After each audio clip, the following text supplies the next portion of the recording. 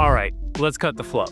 Most brands are hyper fixated on customer acquisition, but when it comes to retaining customers, it's ignored and seen as boring. Now the thing is, your ability to retain customers and have them come back to make another purchase is the lifeblood of your business. If you're only emailing to make the sale and then ghosting your buyers, you're not building a brand, you're running a leaky funnel. So today, I'm walking through the 7 ways to increase repeat purchases with email and SMS, all backed by the strategies that we use that aspect to print retention revenue for our e-com clients. Let's jump in. First things first is post-purchase flow optimization. Here's where 90% of brands mess up. The customer buys, and all they get is a sad little order confirmation. No follow-up, no education, and no second call to action. Basically a thanks for your money and goodbye forever. Now we don't do that here. Instead, your post-purchase flow should onboard, nurture, and sell again. Start with education. Teach them how to use the product. Answer FAQs. Share tips, use cases, and creative ideas to use the product. Channel your inner Billy Mays Hayes, yes, from the infomercials, and stack all of the different use cases for your product. The more they use it, the more they're likely to see value and buy again. Now this builds trust, reduces buyer's remorse, and increases the chances they'll actually use what they bought, end up loving it, and then buy more. Then comes the upsell and cross-sell. If someone bought a skincare serum, hit them in 7 to 14 days later with, hey, don't forget the moisturizer that completes your morning routine. It's simple, smart, and converts like crazy. And if it's a consumable, trigger replenishment reminders based on the product lifecycle.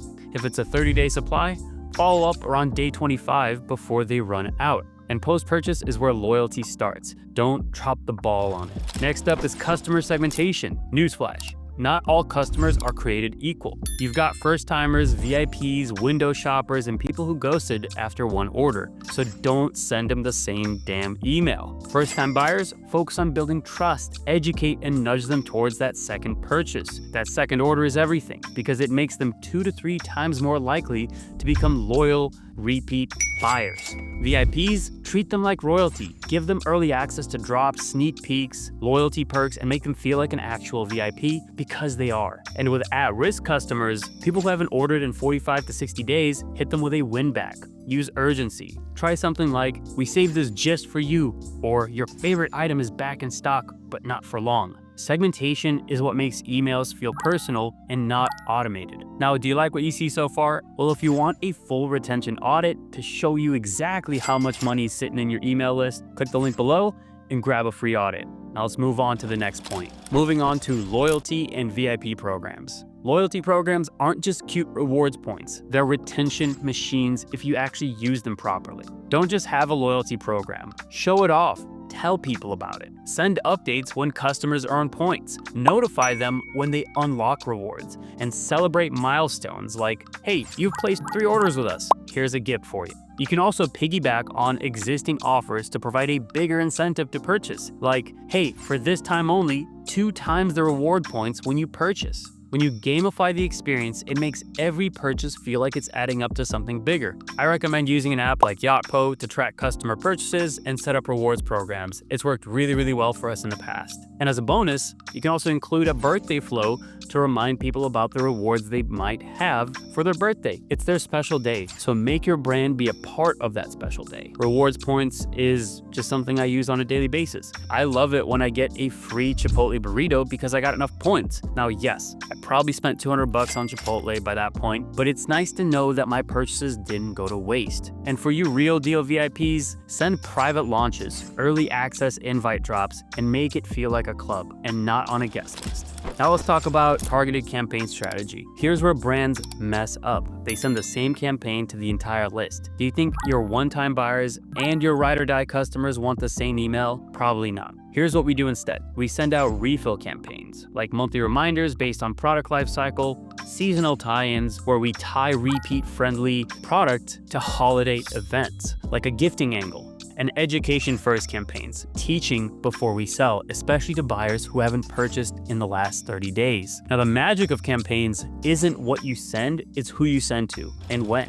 Well, let's dive a little bit deeper into win-back flows. I mentioned this earlier, but if your customer hasn't bought in 60 to 90 days, do you A, forget they exist. B, email them just checking in. Or C, hit them with a strategic win-back flow that pulls them back in. If you picked anything other than C, you're probably leaking money. Now here's what you need to do. Analyze your customer data and see exactly where people start to churn. Is it 20 days, 40 days, or 60 days after the purchase? Then strategically implement flows to capture those at-risk people before they're likely to churn and win them back. Because when it comes to standard win-back flows, you can do limited discounts, exclusive promotions, and product restocks. And this is where SMS shines. Use it like an urgency weapon. Last chance to claim your reward.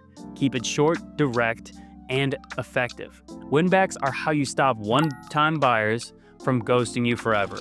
Next, it's all about subscription and replenishment models. If you sell consumables and you don't have subscribe and save, do you really like losing money? Offer subscriptions right after the first purchase with an app like Recharge. Show the benefits, reinforce the value, and frame it as convenience, not just savings. Then, send an SMS reminder 3 to 5 days before renewal to reduce churn, and use email to reaffirm the benefits of staying subscribed. Give the customer control to pause, skip, or swap. Subscriptions aren't just about recurring revenue, they're about reducing friction on your end. Now, last but not least is community building through retention channels. Most brands are treating email like a one-way street. Blast a message, hope it sticks, but email and SMS are two of the best places to build a community. You can share customer stories, feature UGC, highlight how real people use your product, run polls and ask for input, like help us pick our next scent, and use the channel to voice updates directly from the brand founder. Now, why do we do this? Because people buy from people. And when they feel like they're connected to the people using and running the brand, they're more connected to the cause and community behind the brand. And if you want customers to stick around, you better give them something to believe in that's bigger than the product. Think of running and athletics. The first brand likely to pop up in your head is Nike, because they've spent so much money in marketing for you to associate them with sports and athletics. And your emails should build that world, not just sell inside of it. So if you're only focused on acquisition and you're wondering why you can't get ahead,